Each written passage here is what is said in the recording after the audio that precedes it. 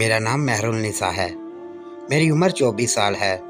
मैं हैदराबाद सिंध की रहने वाली हूँ। जिस घर में पली बड़ी थी, ये ना तो कोई ख़ास मजहबी घराना था जहाँ बहुत ज़्यादा सख्ती बरती जा रही हो, और ना ही आज़ाद ख्याल कि जो मर्ज़ी करो और कोई पूछ गीछ नहीं। वालिद काम पर जाते, शाम को घर लौट आते। अम्मा घरेलू कामों में मसरूफ़ रहती। यूं ही ज़िंदगी एक ही डगर पर चल रही थी। महरू की भी बहुत ज़्यादा सहेलियाँ नहीं थीं। स्कूल का सब कुछ स्कूल में रह जाता और घर आकर वालदा के साथ घर के कामों में हाथ बैठा देती। अलबत्ता अब्बा जी के लिए रात की चाय महरू ने ही बनानी होती थी। स्कूल ख़त्म हुआ तो ना महरू ने किसी कॉलेज में जाने के लिए तंगदूद की, और ना ही घर में किसी ने पूछा कि आगे की पढ़ाई का क्या करना है। यूं वो कॉलेज भी ना जा सकी। माँ ने महरू को घर के कामों में मशगूल कर लिया। जैसे ही पहला रिश्ता आया, मुनासिब देखभाल के बाद महरू के लिए हाँ कर दी। शादी के बाद भी महरू की ज़िंदगी कुछ ख़ास नहीं बदली। हामिद अच्छा था, ख्याल रखता था, बहुत ज़्यादा नुक्ताचीनी भी नहीं करता था। मामूल की ज़िंदगी गुजर रही थी कि एक दिन अचानक एक भूचाल सा आ गया। हुआ यूं कि एक करीबी अजीज़ की मेहंदी के मौके पर महरू पीछे स्टोर रूम में कपड़े बदलने गई। स्टोर रूम का दरवाज़ा नहीं था, इसलिए महरू ने बल्ब ऑन नहीं किया। कमीज़ उतार कर एक तरफ रखी ही थी कि अचानक उसका नंदोई कमरे में दाखिल हुआ। वो हड़बड़ा कर रह गई। इस अचानक आमद ने जैसे उसके औसान ही हता कर दिए। दूसरी तरफ देखा कि नंदोई का भी यही हाल था। इससे पहले कि वो संभलती, उसने आगे बढ़कर महरू की गर्दन के पीछे हाथ डालकर बालों से पकड़कर गर्दन पर बोसा दिया। महरू ने झटके से उसे अपना आप छुड़वाया और कमीज उठाकर पहनने लगी। इतनी देर में उसका नंदोई भी तेज तेज कदम उठाता कमरे से बाहर निकल गया। जब तक दोबारा हाल में आई तो उसके औसान हता थे। वो अजनबियत से सब पर नजरें दौड़ा रही थी, जैसे उसे अपने चोर की तलाश हो। कहीं भी कोई गैर मामूली बात ना देखकर वह इत्मीनान से एक तरफ सोफे पर बैठ गई। उसकी आंखें बंद थीं और वही मंजर उसकी नज़रों में बार बार घूम रहा था जो चंद लम्हे पहले उसके साथ पेश आया था। उसके खामत तो क्लीन शेव थे, अलबत्ता कुछ देर पहले अपने गुलाबी गालों पर किसी अजनबी की मूंछों की चुभन अब उसे बली महसूस हो रही थी। महरू ने गैर इरादी तौर पर हाथ अपनी गर्दन और गाल पर फेरा। वक्त गुजरता रहा और वो किसी अजनबी के लिमस की प्यासी होती चली गई। उसे रह रह कर वो मंजर याद आता। मूंछ की वो चुभन उसे कहीं तस्कीन न लेने देती। जहाँ वह लोग पहले रहाइश पजीर थे, छत पर जाने का मौका बहुत कम मिलता। अलबत्ता अब वो नए मकान में शिफ्ट हो गए, जहाँ वो अक्सर छत पर टहलने की घर से चली जाती। यहीं उसे उसकी ज़िंदगी का नया रुख शुरू हुआ। शाहद महरू का पड़ोसी था, जो हैदराबाद में ही ट्रांसपोर्ट का कारोबार करता था। छत पर टहलते टहलते कभी कभार महरू की नज़र शाहद पर पड़ती। उसकी मूछें देखकर गैर इरादी अपनी गर्दन पर हाथ फेर देती। शाहद शायद घर में किसी के सामने सिगरेट नहीं पीता था, क्योंकि वह अक्सर बेश थोड़ी देर के लिए छत पर आता, सिगरेट ख़त्म करके वापस नीचे चला जाता। अक्सर ऐसा भी होता, दोनों की नज़रें चार होतीं और दोनों ही हल्की सी मुस्कुराहट के बाद इधर उधर मशगूल हो जाते। शाहद और महरू के घरों की छत साथ मिलती थीं, जिनके दरमियान सिर्फ एक 4 फुट की दीवार हायल थी।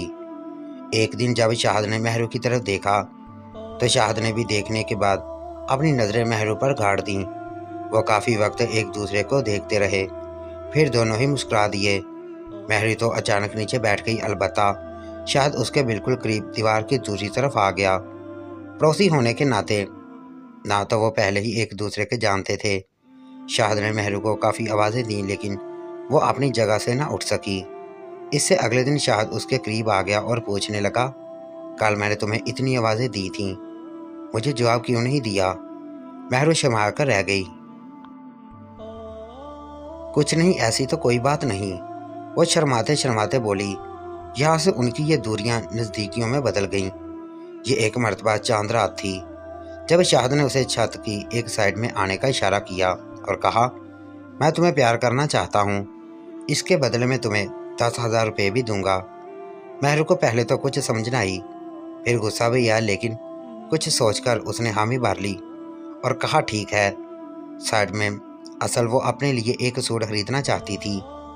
ईद की शॉपिंग तो पहले ही कर चुकी थी, लेकिन बाद में उसे एक सूट बहुत पसंद आया था और वह इस खौफ से उसे हर हाल में खरीदना चाहती थी, ये ना हो कि कोई और ले जाए और बाद में वो हाथ मलती रह जाए। शाहद जब साइड में आया तो महरू पहले से ही वहाँ मौजूद थी। जेब से कुछ पैसे निकालते हुए उसने महरू की तरफ बढ़ाए। महरू एक हाथ से पैसे पकड़ रही थी कि शाहद ने उसका दूसरा हाथ भी पकड़ लिया और इंतहाई फुर्ती से उसकी गर्दन पर बोसा दे डाला। उसके हाथ अपने हाथों में भरे और गर्दन पर बोसा देते देते पहले दोनों गालों पर बोसा दिया। ये दूसरा मौका था जब महरू ने अपनी गर्दन पर मूंछों की चुभन महसूस की। वह जल्दी से पैसे लेकर पलटी और घर में घुस गई। ईद के दिन उसने जैसे पागलों की तरह गुजारे। वो जब भी इन मूंछों की चुभन को महसूस करती, उसका रवां रवां उखड़ जाता और ईद के चौथे दिन ही उसके बर्दाश्त जवाब दे गई और वो छत पर चढ़कर शाहद का इंतजार करने लगी। जैसे ही शाहद उसे छत पर आता दिखाई दिया,